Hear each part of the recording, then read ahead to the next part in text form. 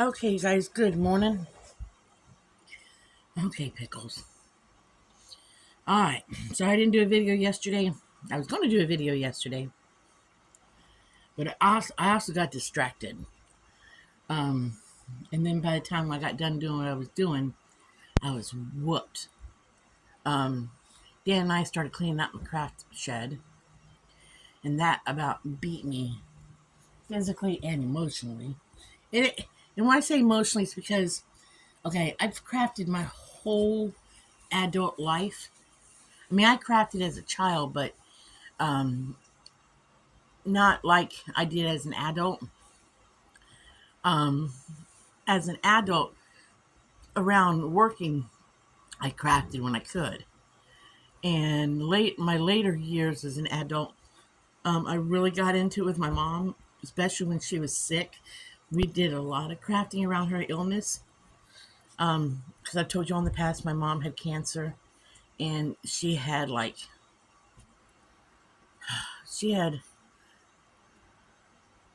7 different cancers in a time span of a little over 10 years. And she went into remission about 3 or 4 times. They they surgery a couple and remission a couple. Okay, about 4 remissions, I think.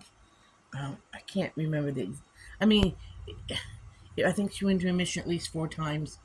Had a couple removed, and died of her last cancer. What all she had was everything from breast cancer to lymphoma to thyroid cancer. She had a bunch of them.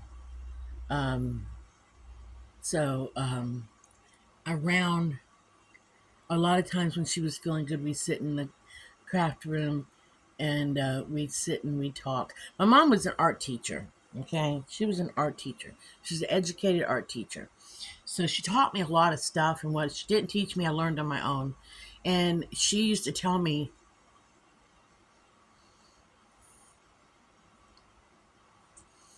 "Don't cry." She knew the knowledge, but she used to tell me in some ways I was a better artist than what she was because I had a passion to want to learn to do things. She had the knowledge and she wanted to learn do things, but she said I had a raw passion to want to learn to do things because every time I would turn around and I would want to learn something, I would learn it all. I had this thing for wanting to learn something, and I don't learn it little. I want to learn everything I can about it.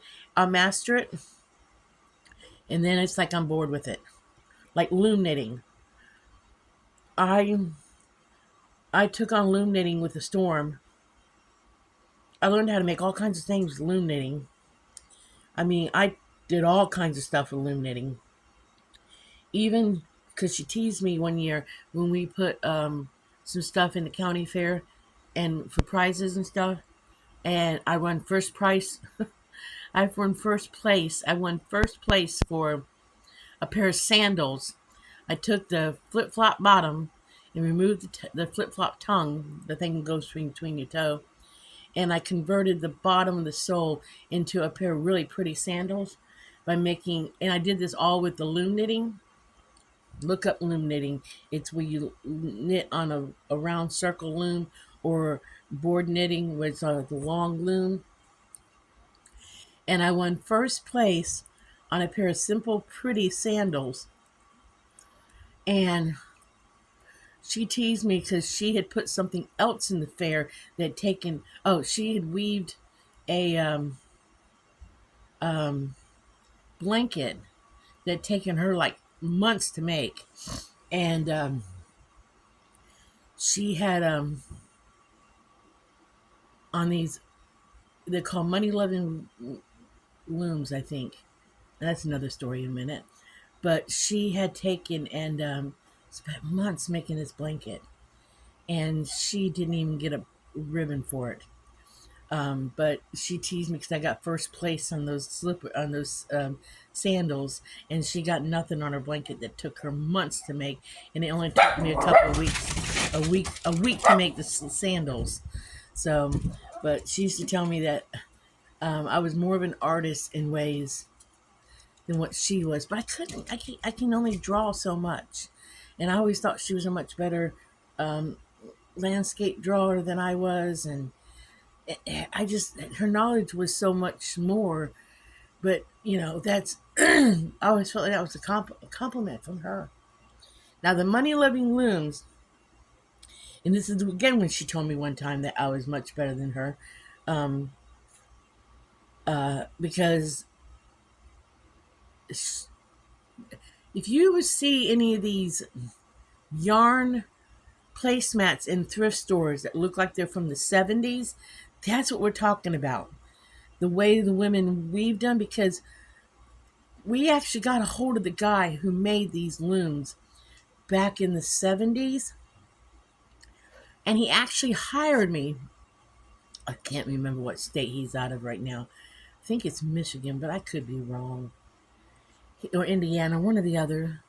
He actually hired me to make him, because he was doing a new catalog, sent me a whole set of the looms, even sent us a stand to put them on, sent my mom one too, hired me to make him, paid for the material and everything, make him new sets of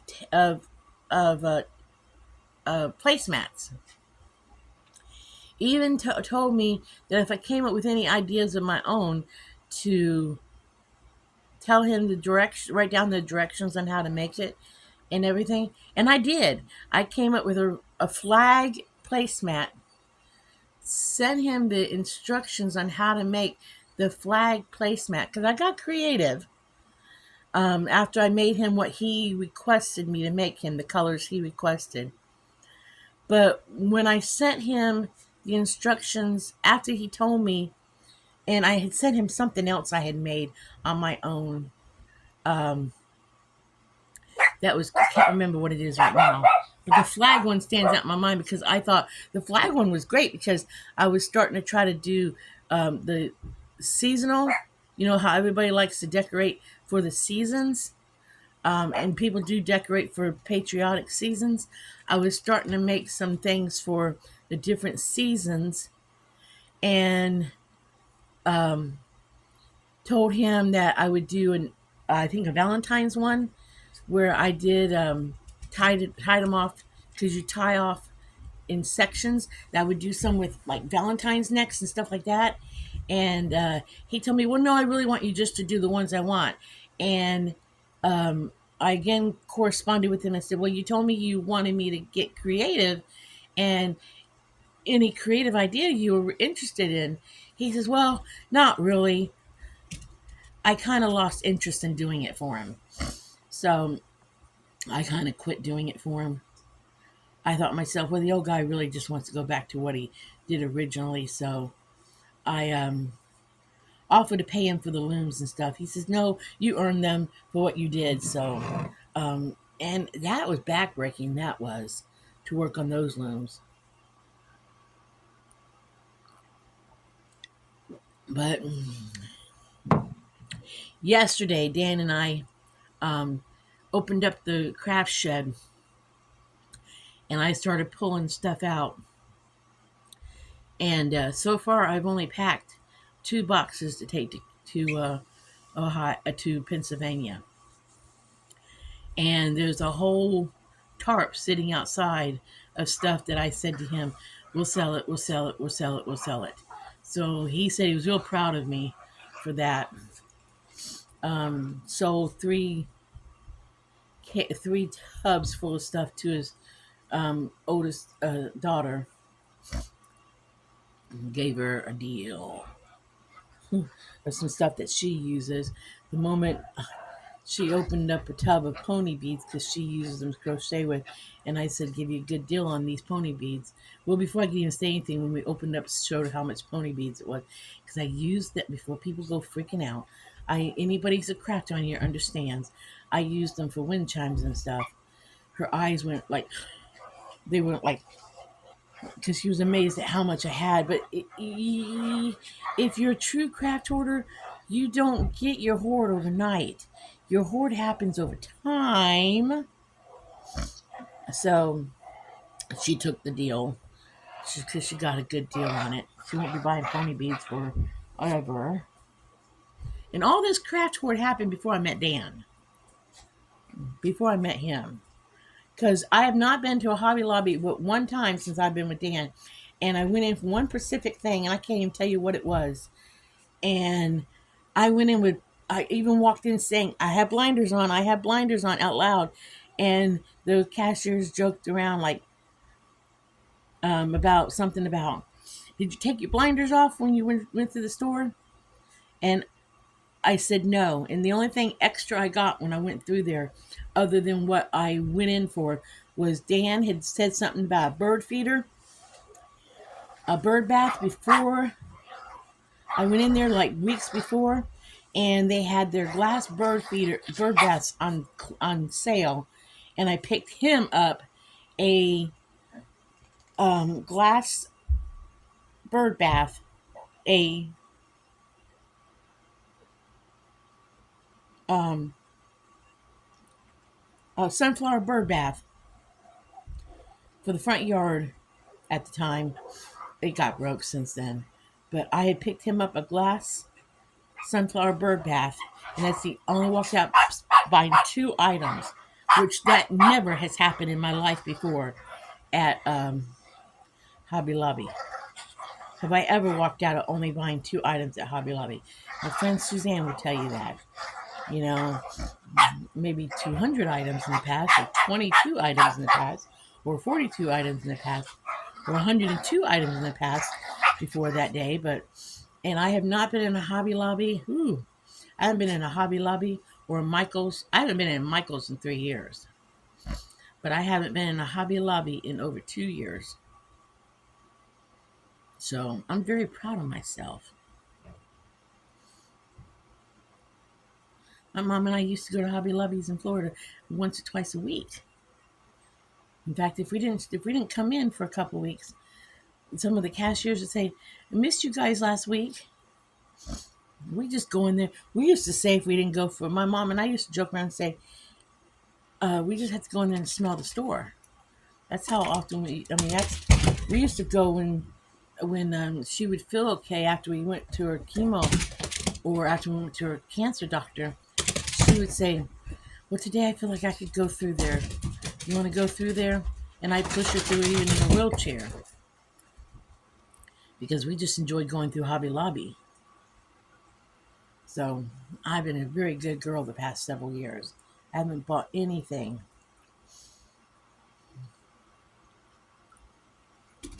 I haven't even ordered anything online. So I've been very good. I don't even, bad Jelly Bean, bad boy. I haven't even I don't even buy anything from the craft section at Dollar Tree or Walmart. I've been a really good girl.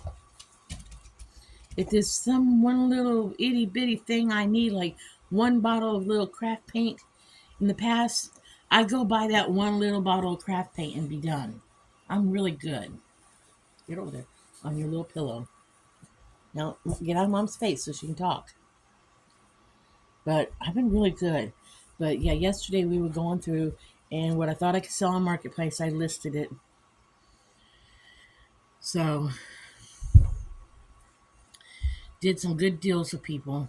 Today I have to go through my pads of craft paper. Told Dan I'm planning on. I have a shelf and a box and a box, and then there's still a box in Kentucky I got to go through. I told Dan, well, there's one box in Kentucky. I might just pack that and take that as a mystery box. I told Dan that I was going to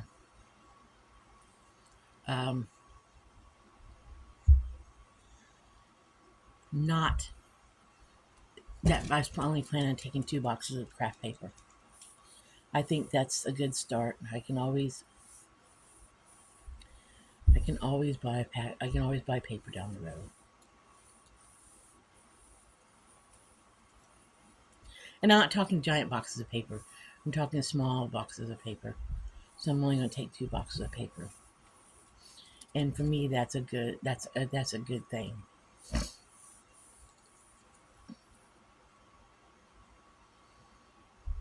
I even told Dan I was even going to go through, and I have a whole, those metal shelves with the slats in the shelves, the metal wire shelves with the slats and shelves. Well, all my beads, stringed beads that I have purchased over the years, they hang off of those metal. I'll show you guys what I'm dealing with yet when I go outside here in a little bit after I finish my coffee. I'll do a video just on what the craft room, what the craft shed looks like right now. Um, um,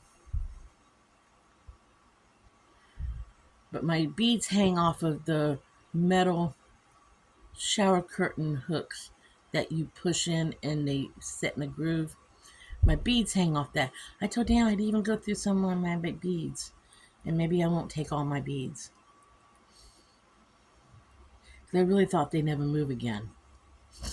So, our intentions were to turn that into a she shed, but it never made it that far because when we finally got the stuff moved over, Dan went straight for knee surgery because we got it moved over right after winter last year, right about this time last year, and he went in for knee surgery, so I didn't get a chance to move the stuff around inside of it, and everything got piled up in the middle, and I didn't get a chance to sort out and put around the edges. So I really didn't get a chance to put it away properly.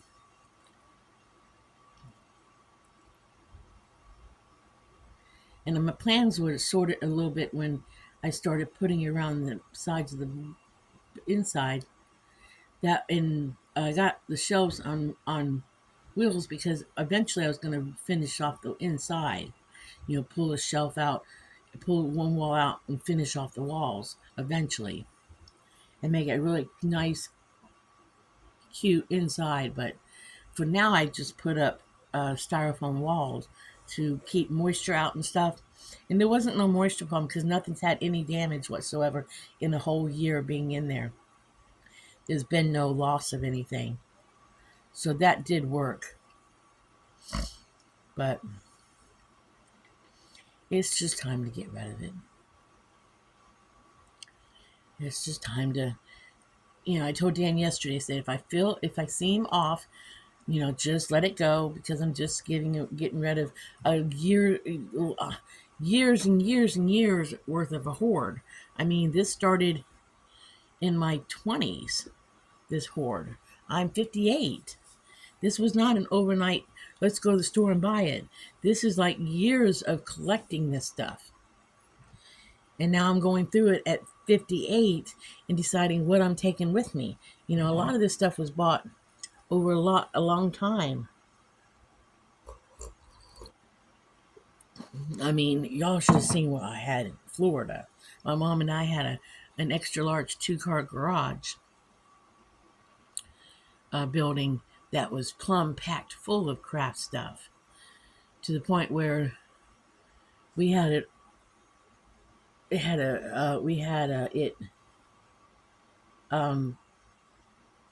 wall-to-wall craft stuff up to the ceiling shelves, up to the ceiling, and then we had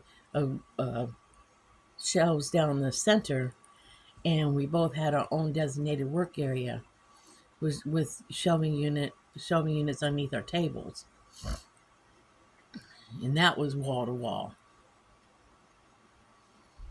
And there was shelves on every bit of the walls you could put them.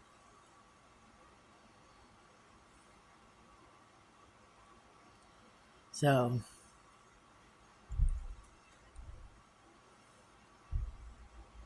and I didn't bring everything. When Dan was going through the rubber stamps that I brought 2 double shoebox size plastic containers of rubber stamps, and he says, "Sweetheart, these are a lot of rubber stamps." I said, "You should have seen the amount of rubber stamps my mom and I had together." I said, "This ain't nothing compared to what we did have."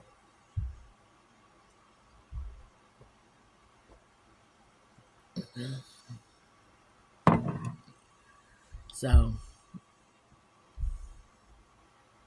because somebody, Ellen thinks her brother-in-law up in Pennsylvania would like some of the rubber stamps. He does. He makes these really cool paper plate holders, and he puts a little design on the front of them. And she thinks he would like some of the rubber stamps to put designs on the front of them because they're really cool what he does. I have one, and she got it from him as a gift from me, and I use it all the time. That's one thing I do have to pack up and take back home, take with me. I really like my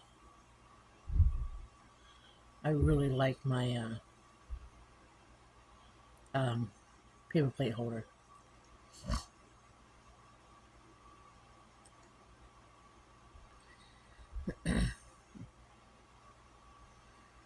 But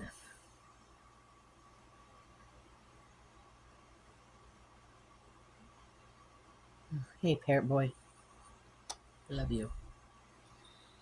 Pickles is behind me. I told Dan I don't know why I constantly gotta have a dog on me like this. I don't know what it is about the dogs being on me. The lady's supposed to come out today and buy a bunch of art canvases that I put on Marketplace yesterday.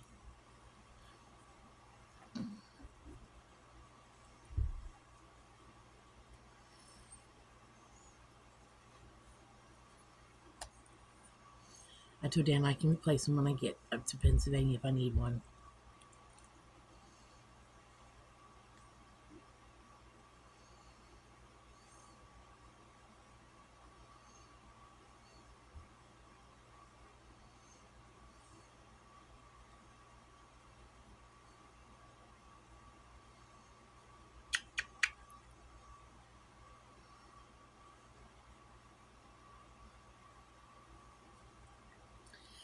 Oh, mercy. It's just hard going through your stuff.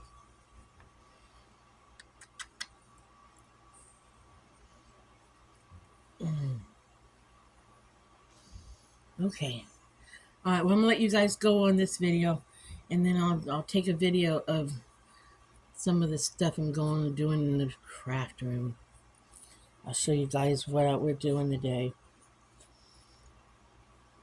It rained last night, so he said nothing got wet. We covered everything. We covered everything with plastic last night because it wasn't supposed to rain, according to according to weatherman on the phone. It was not supposed to have any rain until the middle of next week. But the weather app lied, and it started raining last night in the middle of the night. I guess I thought I heard it, but he said nothing got damaged. There's only one box that I'm thinking might have gotten damaged, but it's okay.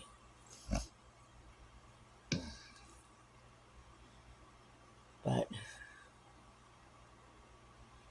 all is good, though.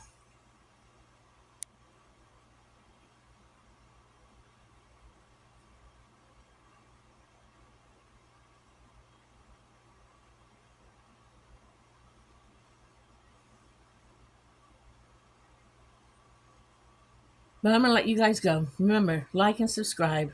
I went blank there for a second. And I want to thank all the new viewers, and I want to thank all y'all that have been around. Remember, be happy, live happy, do happy things. And I will catch y'all in the next video. Bye. Want to say bye? Say bye, Jelly Bean. Say bye, Jelly Bean. Say bye-bye.